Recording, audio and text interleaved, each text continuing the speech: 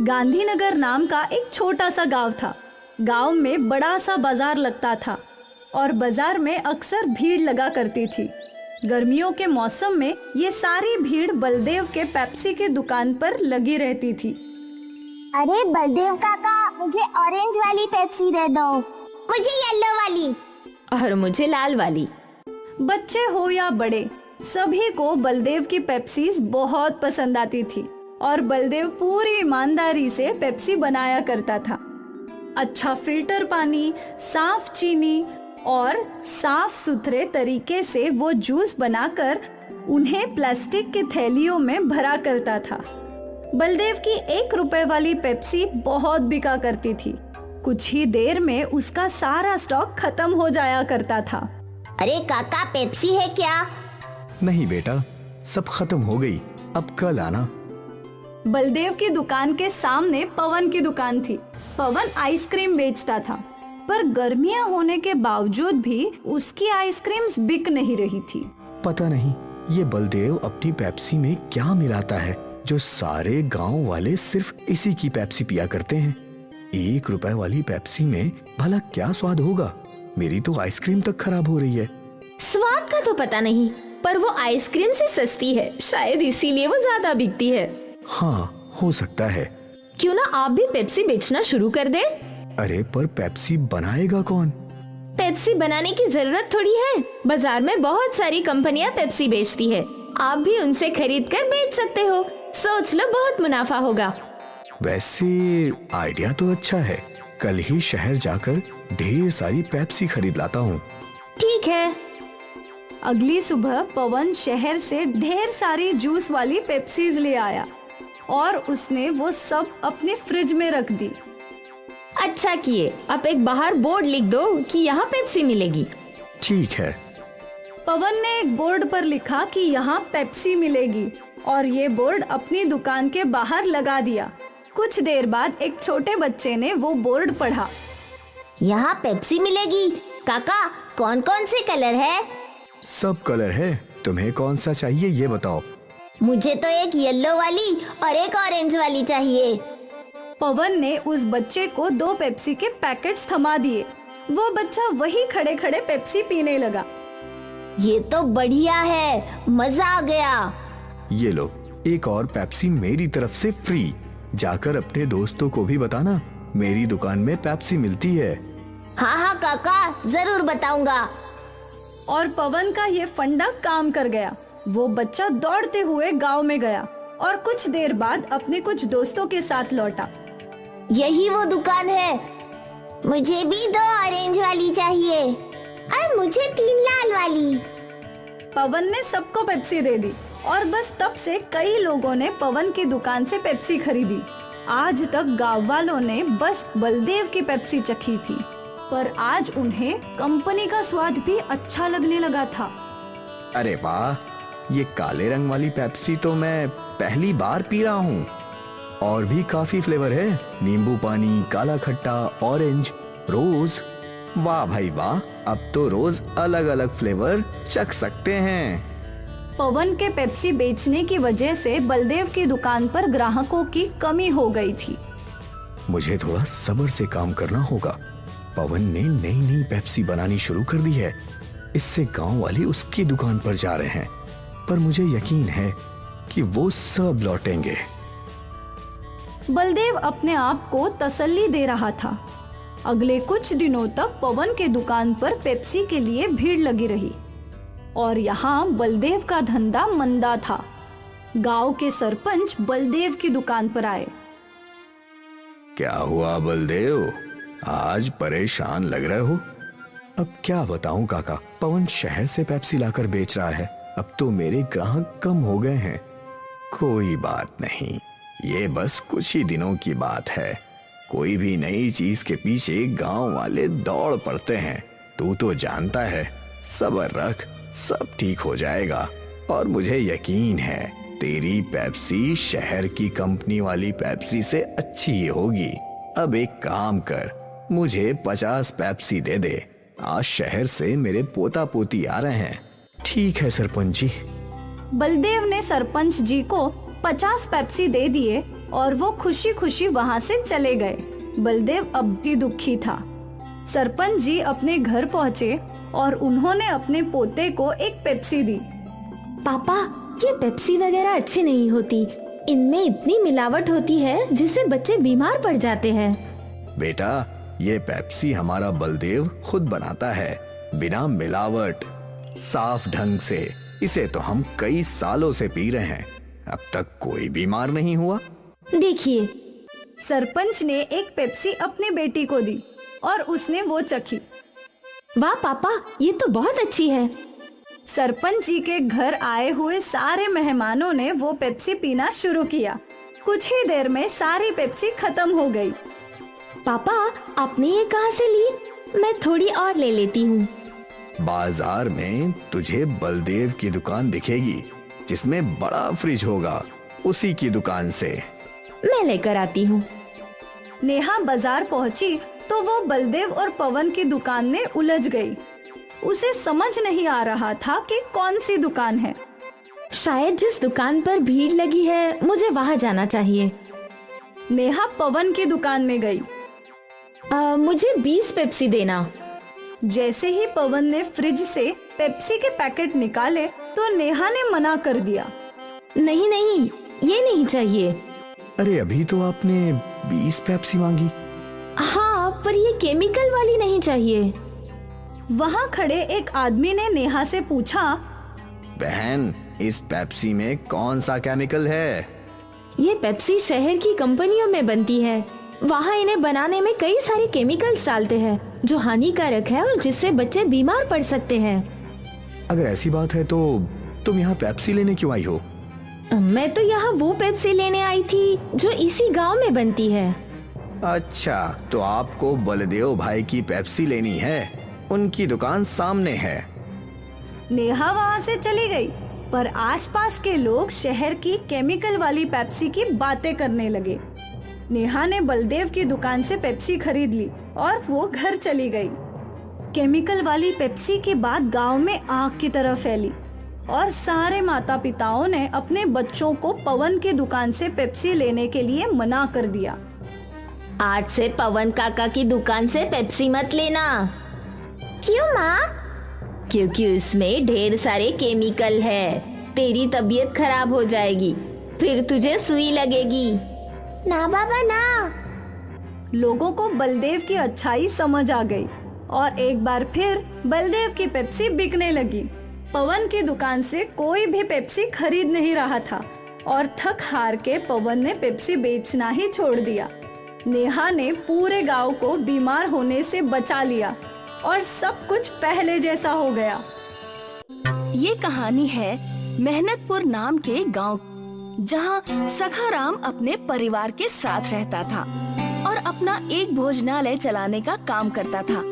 सारे मजदूर और गांव वाले सभी सखाराम के भोजनालय में भोजन करके अपना अपना काम किया करते हैं।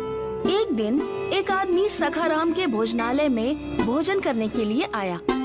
बताइए भाई साहब, क्या खाएंगे आप? आपके भोजनालय में अभी क्या है बताइए? आलू पराठा, गोभी पराठा, मूली पराठा, मेथी पराठा, गर्मा गर्म शीरा, चना मसाला, पनीर मसाला, पनीर दो प्याजा, सेव टमाटर नु साग और मीठे मई गुलाब जामुन, साथ में थोड़ी सी लस्सी। बताइए आप क्या खाएंगे? आपकी आवाज सुनकर ही मेरे मुंह में पानी आ गया है। जो सबसे अच्छा बनता है वो बना कर दे दीजिए। अरे ओ, कुंदन साहब के लिए चना मसाला और मखनी नान परोस दो, साथ में लस्सी भी दे देना। मजा आएगा, मजा आएगा। जल्दी लाओ। जैसे ही कुंदन ने नीलेश को खाना परोसा, नीलेश बड़े चाव से सारा का सारा खाना खाने लगा। खाना खत्म करते ही नीलेश ने कहा, खाना बड़ा ही स्वादिष्ट और लाजवाब था भाई, वाह, मजा आ गया। ये होता है असली खाना, वरना मेरी बीवी जो बनाती है उसमें तो कोई स्वाद ही नहीं होता है। उसे तो मैं गली के कुत्तों को खिला देता हूँ और बेचारे अगले दिन वो सारे कुत्ते बीमार हो जाते हैं।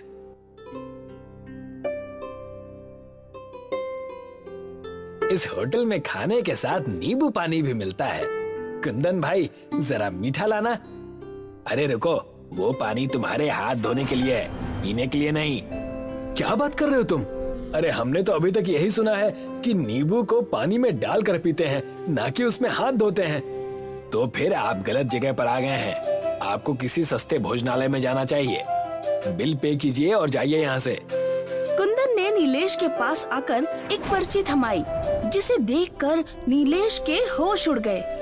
ये सब क्या है? चना मसाला 300 रुपए और नान 70 रुपए। नहीं भाई, मैंने कोई पार्सल नहीं करवाया है, इतने पैसे नहीं होने चाहिए। भाई साहब, ये कोई पार्सल के पैसे नहीं, बल्कि जो तुमने खाए हैं उसके पैसे हैं। इतनी तो मेरे दिन की दिहाड़ी भी नहीं है, और इतना महंगा खाना। अगर मुझे पता होता तो मैं थोड़ी ना खाता। नीलेश अपनी जेब से 100 रुपए निकालकर टेबल पर रख देता है।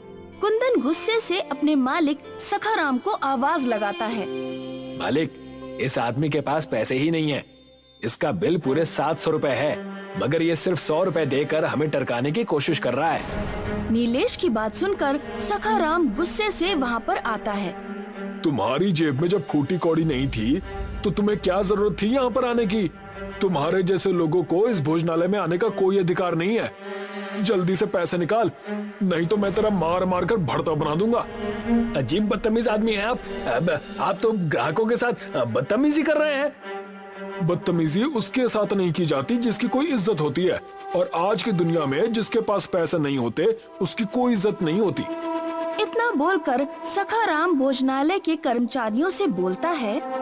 देखते क्या हो, मारो इसे। सखाराम की बात सुनते ही ढाबे के सारे कर्मचारी नीलेश को बुरी तरह से पीटने लगते हैं। सखाराम गुस्से से नीलेश से बोलता है, तुझे 2 दिन तक भोजनालय की झूठी प्लेट साफ करनी होगी, तब कहीं जाकर बिल चुकता होगा। नीलेश 2 दिन तक लगातार उस भोजनालय की झूठी प्लेट साफ करता रहा। 2 दिन बाद नीलेश अपने घर जाकर अपने साथ हुई उस दुर्घटना को रोते हुए अपनी पत्नी विमला को बताता है। अजी, क्या जरूरत थी उस भोजनालय में जाने की, जब आपके पास इतने पैसे नहीं थे। निर्दयी लोगों ने पहले तो आपको बुरी तरह से पीटा, उसके बाद भी जब उनका दिल नहीं भरा तो उन्होंने 2 दिन तक लगातार भोजनालय में आपसे जानवरों की तरह काम करवाया। मेरा बहुत अपमान किया है विमला। आज मुझे एक बात समझ में आ गई कि बेचारे गरीब और असहाय लोगों को अच्छे भोजनालय में भोजन करने का कोई अधिकार नहीं है, लेकिन मैं ऐसा नहीं होने दूंगा। अजी, आप क्या कर लेंगे? आप तो खुद मार खाकर आ रहे हैं। मैं अपना भोजनालय खुद बनाऊंगा और अपने गांव में एक ऐसा भोजनालय बनाकर तैयार करूंगा जहां हर गरीब को बहुत सस्ते में अच्छा भोजन मिल सके। आखिर गरीब के भी कुछ अधिकार होते हैं विमला। गरीब का जन्म इन निर्दयी लोगों से मार खाने के लिए नहीं हुआ, उसे भी अच्छा भोजन करने का अधिकार है। लेकिन कैसे? नीलेश ने अपनी पत्नी की बात का कोई जवाब नहीं दिया। वो चुपचाप रात भर गहरी सोच में गुम रहा। अगली सुबह नीलेश गांव के हर घर में जाकर चंदा जमा करने लगा, मगर सब ने उसे अपमानित करके अपने घरों से भगा दिया। गांव का ही एक आदमी नीलेश का मजाक उड़ाते हुए बोला, पागल हो गए हो क्या? अरे कोई काम धंधा करो। ये अचानक तुम्हारे अंदर गरीबों के प्रति इतना प्रेम कैसे जागृत हो गया? उसके लिए तो देश के नेता ही काफी हैं। ये कैसी बात कर रहे हो तुम? मैं जो कुछ भी कर रहा हूँ गांव की भलाई के लिए कर रहा हूँ। हमारे गांव का नाम मेहनतपुर है। हमारे गांव के वासी दिन भर मेहनत में जुटे रहते हैं और उन्हें ढंग का एक वक्त का भोजन भी नहीं मिल पाता। तुम मेरा साथ देने की बजाय मुझे उल्टा अपमानित कर रहे हो। हाँ, क्योंकि तुम दिन में मुंगेरी लाल के सपने देख रहे हो। मेरे भाई, ऐसा सिर्फ फिल्मों में होता है, मगर वास्तविकता इससे बहुत अलग है। और मुझे एक बात बताओ नीलेश, एक बार को मान लिया जाए कि तुम अपने मकसद में सफल भी हो गए, तो 1 रुपए की थाली कब तक तुम गरीब लोगों को खिला पाओगे? ये पूरी तरह से असंभव है। इतना कहकर वो नीलेश का मजाक उड़ाता हुआ सखाराम के भोजनालय में जाकर बोला, सुना सखाराम जी, नीलेश अपने गांव में एक भोजनालय बनाना चाहता है। आप जो थाली 700 रुपए में बेचते हैं, वो थाली वो 1 रुपए में बेचने की सोच रहा है। लगता है उसकी बुद्धि भ्रष्ट हो गई है। अब उस बेवकूफ को कौन समझाए? तभी सखाराम का नौकर कुंदन सखाराम के पास आकर धीरे से बोला, सखाराम जी, हमें इसकी बातों को मजाक में नहीं लेना चाहिए। ओए क्या कहना चाहता है तू? अगर नीलेश अपने मकसद में सफल हो गया तो कभी आपने सोचा है आपके भोजनालय का क्या होगा? कुत्ते लौटेंगे, कुत्ते। अरे काली जुबान है, कभी तो अच्छा बोल दिया कर। तेरे मुंह से जब भी निकला है हमेशा उल्टा सीधा ही निकला है। चिंता मत कर, इस गांव का मुखिया मेरा बहुत अच्छा दोस्त है, वो नीलेश को अच्छी तरह से समझा देगा। सखाराम गांव के मुखिया के पास गया। मुखिया, हमारी मित्रता के चर्चे दूर दूर तक प्रसिद्ध हैं। मत भूलना, जो थाली मैं 700 रुपए में बेचता हूँ वही थाली मैं तुम्हें 600 में खाने के लिए देता हूँ, यानी पूरे 100 का डिस्काउंट। बोल तो ऐसे रहे हो जैसे मेरे ऊपर बहुत बड़ा कोई उपकार करते हो। मैंने तो तुमसे कभी नहीं कहा कि तुम मुझे 100 रुपए का डिस्काउंट दो। और वैसे भी मैं तुम्हारे भोजनालय में महीने में 1 आध बार ही तो भोजन करता हूँ, और मुश्किल से अब तक तुम्हारे भोजनालय में 4 या 5 बार ही भोजन किया है। इस हिसाब से तुम्हारे 500 रुपए मेरे ऊपर बकाया है। लगता है मुखिया तुम मेरी बात का बुरा मान गए। तुम अच्छी तरह से जानते हो सखाराम कि मुझे चापलूसों से सख्त नफरत है। मुद्दे की बात करो, किस काम के लिए यहाँ पर आए हो? कुछ दिन पहले नीलेश मेरे भोजनालय में भोजन करने आया था। अब आप ही बताओ मुखिया जी, 700 रुपए के बदले वो सिर्फ 100 रुपए दे रहा था, इसलिए मैंने उससे 2 दिन तक अपने भोजनालय की झूठी प्लेटें क्या साफ करवा दी। वो तो बुरी तरह से क्रोधित हो गया। हाँ, मैंने सुना है कि तुमने उसे पीटा भी था। हाँ, अब क्रोध में 1-2 थप्पड़ तो मार ही दिए थे, लेकिन इतना भी नहीं पीटा था कि वो इतना नाराज हो जाए। कहना क्या चाहते हो सखाराम, खुलकर बात करो। वो इस गांव में एक भोजनालय बनाने की तैयारी कर रहा है, और जो थाली मैं 700 रुपए में देता हूँ वही थाली वो 1 रुपए में ग्राहकों को बेचेगा। अगर ऐसा हो गया ना तो मेरा तो भोजनालय बंद हो जाएगा, मैं सड़क पर आ जाऊंगा। सखाराम की बात सुनकर मुखिया हंसने लगा। सखाराम, लगता है नीलेश की तो बुद्धि भ्रष्ट हो ही गई है, लेकिन मुझे लगता है साथ में तुम्हारी भी बुद्धि भ्रष्ट हो गई है। ऐसा संभव नहीं है। सोच लो मुखिया, अगर वो अपने मकसद में कामयाब हो गया ना तो उसके नाम के चर्चे दूर दूर तक फैल जाएंगे। लोग इस गांव के मुखिया से ज्यादा सम्मान उसका करेंगे, और फिर कोई बड़ी बात नहीं है कि कुछ सालों बाद उसकी दयालुता को देखकर गांव के वासी उसे ही मुखिया बना दे। जरूर वो कुछ बड़ा करने की सोच रहा है। सखाराम की बात सुनकर मुखिया सोच में पड़ गया। बात तो तुमने मेरे पते की है। अब मैं किसी को गांव में भोजनालय बनाने से तो नहीं रोक सकता। हाँ, इतना जरूर कर सकता हूँ कि वो आजकल मेरी ही भट्टी पर दिहाड़ी पर काम कर रहा है, तो मैं उसे धक्के देकर बाहर निकाल दूंगा।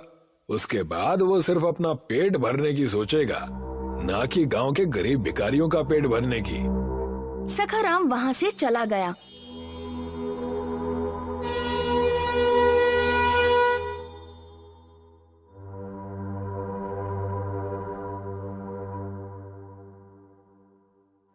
मुखिया ने उसी दिन नीलेश को काम से निकाल दिया। लेकिन मेरी गलती क्या है मुखिया जी? तेरी गलती ये है कि तू गांव में भोजनालय बनाना चाहता है। हाँ, तो इसमें गलत क्या है? अगर मैं गरीब का भला चाहता हूँ तो आपको तो प्रसन्न होना चाहिए। तू गरीबों का कोई भला नहीं चाहता नीलेश। मैं अच्छी तरह से जान गया हूँ कि तू सिर्फ अपना नाम करना चाहता है और मुझे मेरे पद से हटाकर खुद गांव का मुखिया बनना चाहता है। अरे पहले अपना और अपनी पत्नी का ही पेट भर ले, बाद में गरीबों के बारे में सोचना। चल निकल यहाँ से।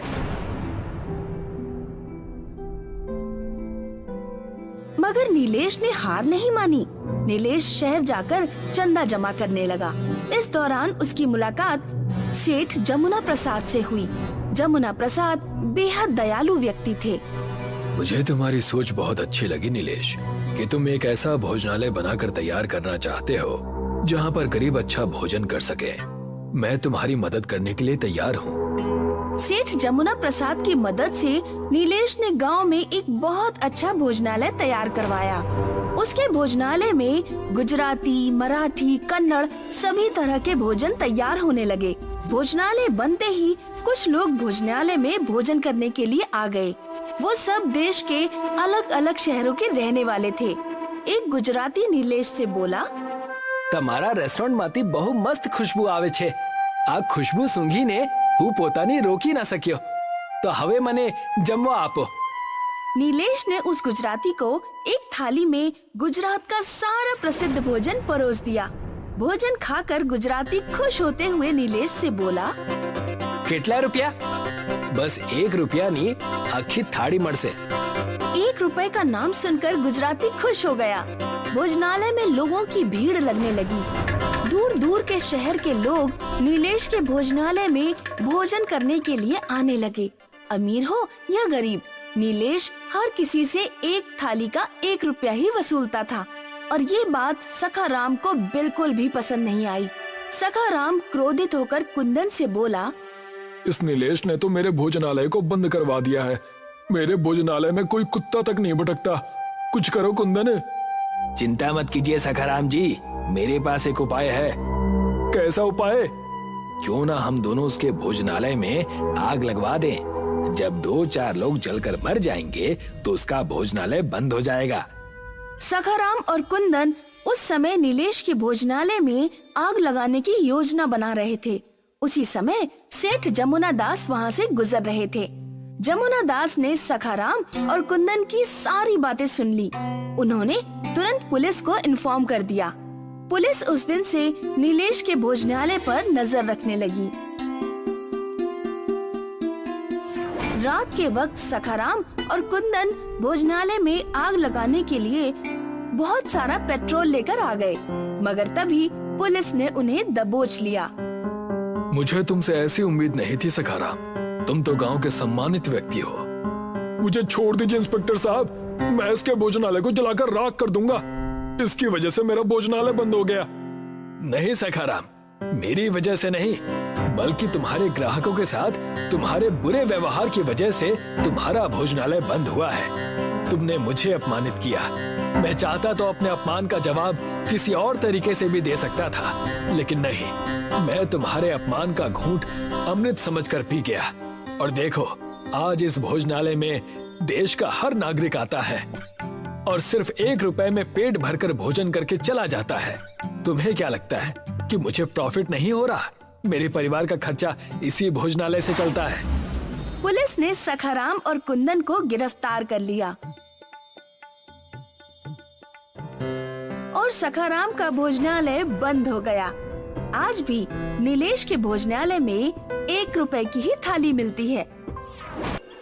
कुंतीपुर नाम का एक गांव था। वहाँ भैरव अपने पिता और अपने भाई के साथ रहता था। बचपन में ही माँ के गुजर जाने की वजह से घर की सारी देखभाल भैरव को ही करनी पड़ती थी, इसलिए वो स्थानीय रेलवे में कूली का काम किया करता था। वैसे तो भैरव पढ़ा लिखा इंजीनियर था। आज सुबह से स्टेशन पर एक भी ट्रेन नहीं आई। पता नहीं क्या हो गया है। उस दिन उड़ीसा में भी इतना बड़ा हादसा हो गया था। भगवान करे उनके परिवार में सुख शांति हो। भैरव पूरा दिन इंतजार करके स्टेशन मास्टर के पास चला जाता है और उनसे जाकर ट्रेन न आने की वजह पूछता है। अब आप ही बताइए, अगर ऐसा चलता रहा तो हम घर कैसे चलाएंगे और खुद कैसे रहेंगे? अब मैं तुमसे क्या कहूँ भैरव, सुबह से फोन पर फोन आ रहे हैं, हमारे हाथ भी बंधे हुए हैं, हमें भी कुछ समझ में नहीं आ रहा। कुंतीपुर में ट्रेन आने का नाम ही नहीं ले रही थी। सारे कूली और स्टेशन मास्टर दोनों ही परेशान थे। ऐसे ही कई हफ्ते बीत चुके थे। तब भैरव और उसके साथी कूलियों ने फैसला किया। मेरा घर तो पहले से ही गिरवी है। एक तो बेरोजगारी में पहले हमने कुली का काम शुरू किया और अब ये सब। सही कहा भैरव भैया तुमने। दुनिया का बोझ हम उठाते हैं, लेकिन हमारे बोझ के बारे में किसी को कुछ नहीं पता। क्या बताऊं बेटा, मैं मेरी तो उम्र भी 60 की है। मेरे घर पर मेरा अपाहिज बच्चा है जिसके लिए मैं काम करता हूँ, और अगर ऐसा ही चला तो हम दोनों भूखे मर जाएंगे। हम सबको स्टेशन मास्टर के पास जाना चाहिए। सारे कूली मिलकर स्टेशन मास्टर के पास जाते हैं। वो देश के सबसे बड़े बिजनेसमैन से बात कर रहा होता है। देखो, मैं तुम्हें मन चाहे पैसे देने को तैयार हूँ, लेकिन अच्छी बुलेट ट्रेन बनाएगा कौन? उड़ीसा हादसे के बाद से कोई ये जिम्मेदारी लेने को तैयार नहीं है। लेकिन आप हमारी बात तो समझिए, हमारे देश में पहले से ही इतनी तकलीफें हैं और आप हैं कि लोगों की समस्या अनदेखा कर रहे हैं। वो बिजनेसमैन किसी की नहीं सुनता और वहाँ से चला जाता है। ये सारी बातें भैरव और उसके साथी पीछे से सुन रहे थे और भैरव उस बिजनेसमैन यानी कि उस व्यापारी के पीछे पीछे दौड़ता है और उससे कहता है, सर सर सर मेरी बात तो सुनिए, मेरी बात तो सुनिए सर, आखिर मेरी बात तो सुनिए सर, मुझे बस आपका 1 मिनट चाहिए, उससे ज्यादा